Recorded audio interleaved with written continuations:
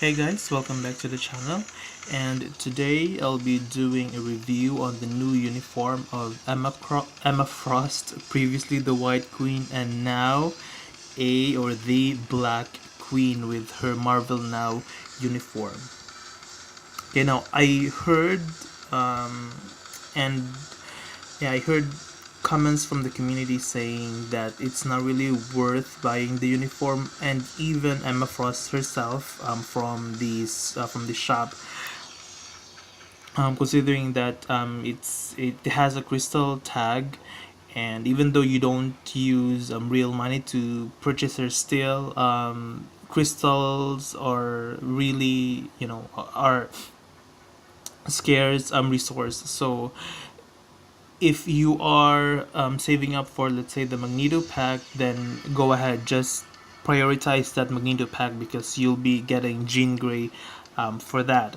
But if you already unlocked Jean Grey and you're trying to decide whether to save up for, let's say, Adam Warlock or for Strife or for Emma Frost, now I can't really give you a definite answer for that, but I want you to ask yourself these three questions. Number one, how much do you love the character, or do you love the character herself? Because for me, what part of the reasons that I play the game is that I get to play with the characters that I love, such as Quicksilver, Scarlet Witch, Magneto, etc.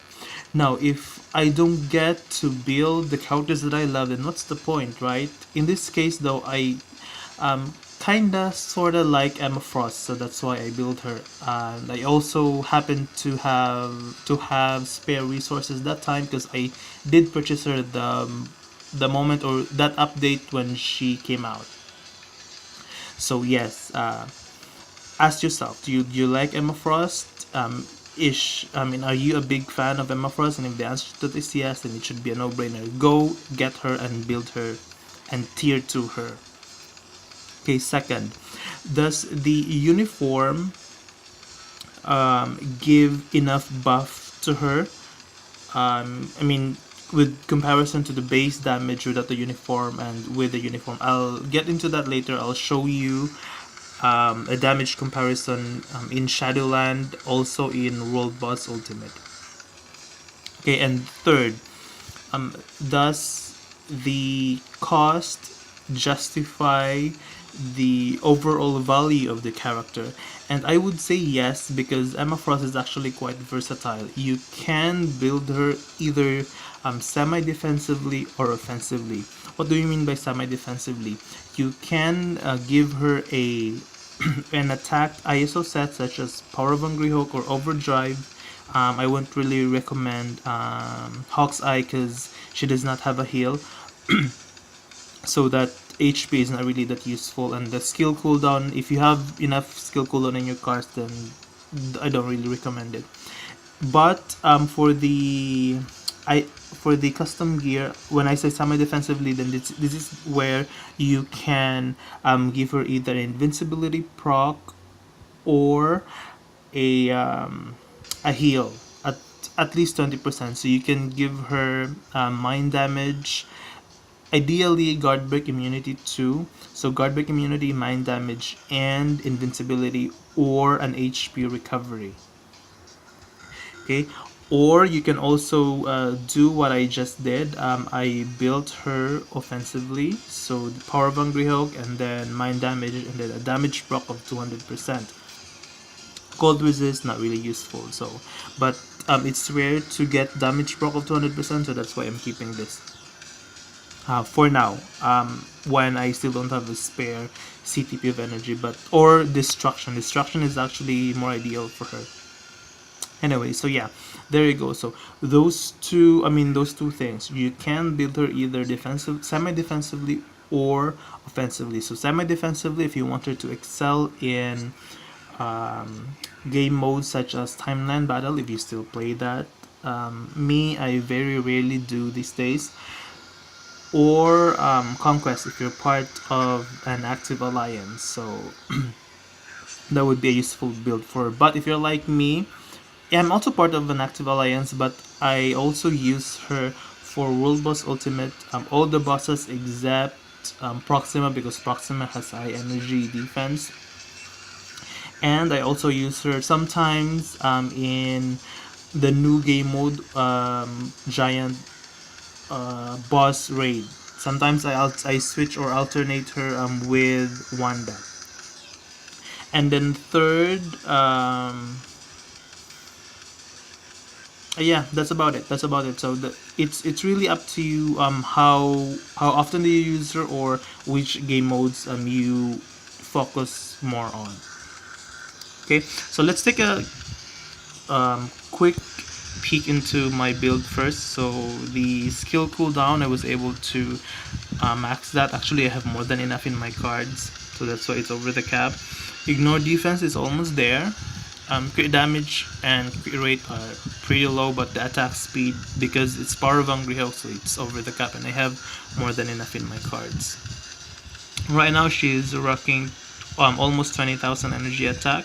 Potential, unfortunately, RNG says it is not kind to me, so I think I've been trying to get her to 100% for 3 days now. And then the Urus, so we have energy attack, crit damage, crit rate, ignore defense. And then all the skills are maxed out. So again, Power of Hungry Hulk is just stage 7. And then I don't have, as you can see, enough crystals to get her uniform to mythic, so that's why it's probably gonna be stuck in normal for quite a while.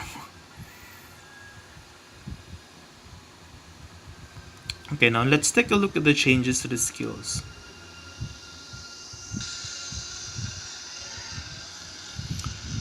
So the uniform bonus itself is 35% chance when attacking, and that incapacitation. So it removes active buff from targets. So it prevents targets from healing.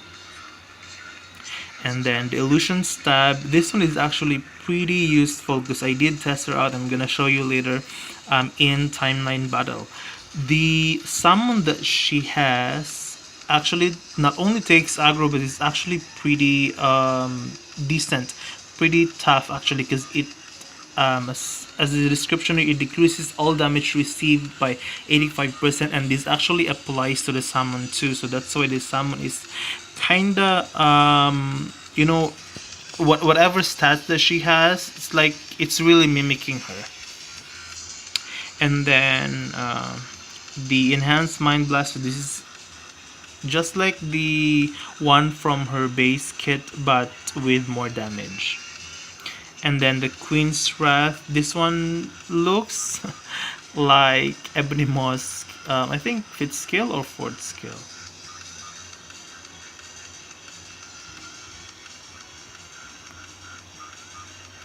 It's more or less the same in Shadowland because the defenses of the enemies are not actually that great, so it's a poor comparison.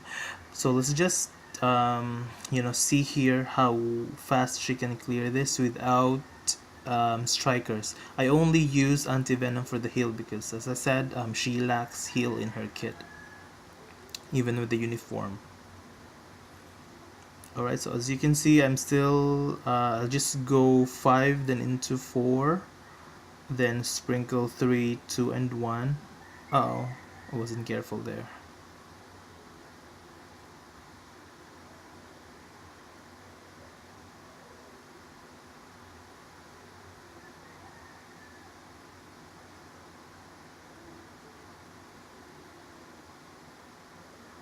I already cleared stage 49 with Corvus.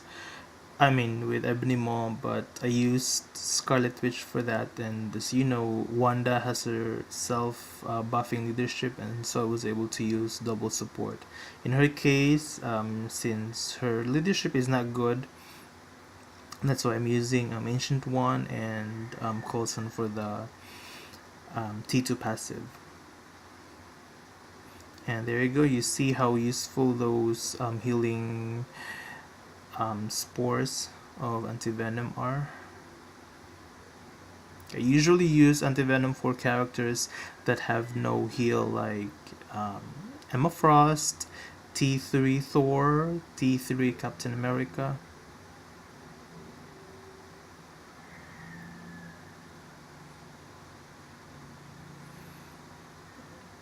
Ebony Maw is really annoying.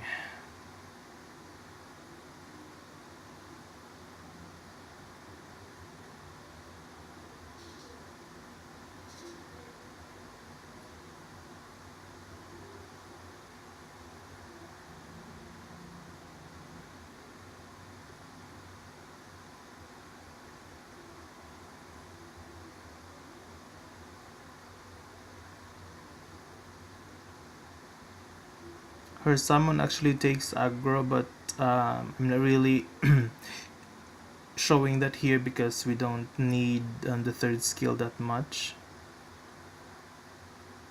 We can only we can actually just cycle through 5 and 4 throughout. But in timeline, it's where you will see, because I'll be doing a timeline full auto test after this. You will see that her third skill, which somehow the AI prioritizes, the third, the fourth, and the fifth skills, actually the AI prioritizes those. And you will see how useful her third skill is, other than the fifth one, of course.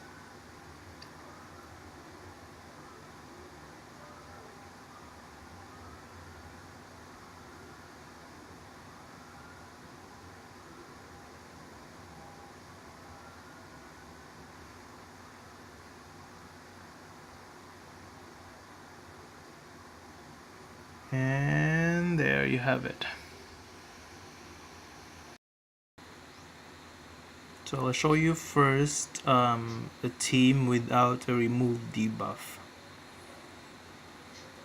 Okay, so you see there her third skill, that summon, is taking all the damage.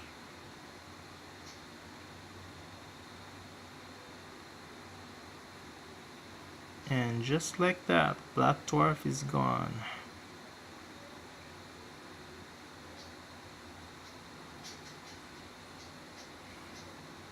Damage of the fifth skill is actually good.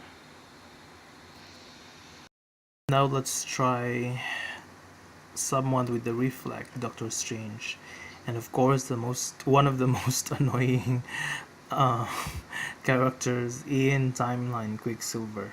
So let's see how she fares in this fight.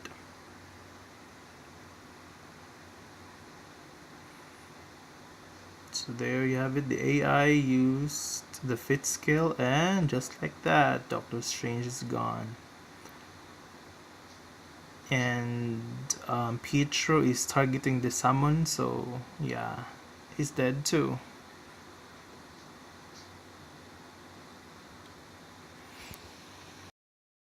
Now let's try something challenging. So Jean Grey with the remove debuff and all that powerful skills. And she's gone.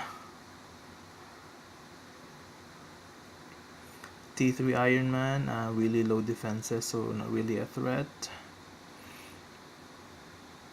T3 Cap is a tank. Let's see how she fares. So see, Cap was actually did kill the summon, so that's why Emma was safe. Okay, so now let's try Thanos. We all know how tanky he is. Oh, but just like that, he's gone too.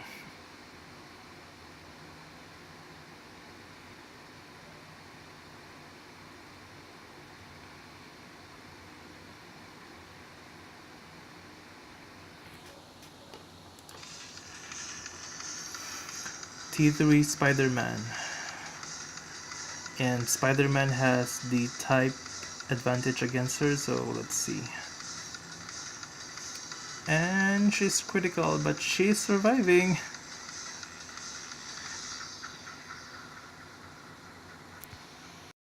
And now we'll try Thanos with the remove debuff, thanks to Wasp. So let's see how much, or if she can survive. And she did.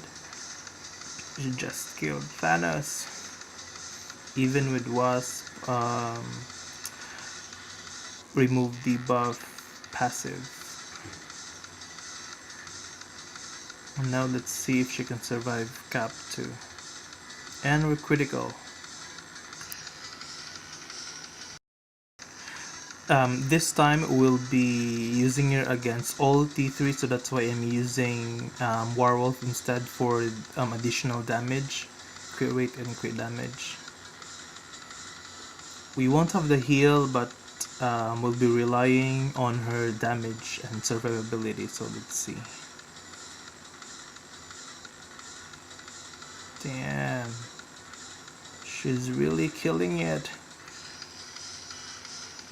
Thor, can you kill Thor too? And she did. So let's try this last one. Another Jean Grey.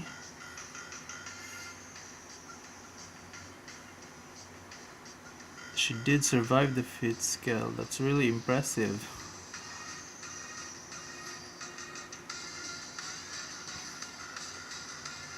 See, the AI is really smart this time because it prioritizes her 3rd and 5th skill.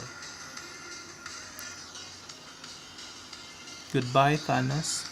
And Wanda, fellow mind damage dealer. And just like that, now you know how much of a threat she is right now PvP wise.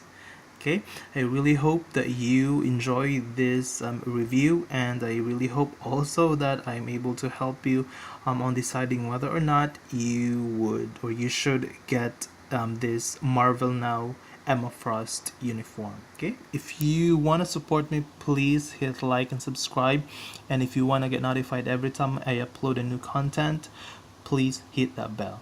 Thanks, and see you next time.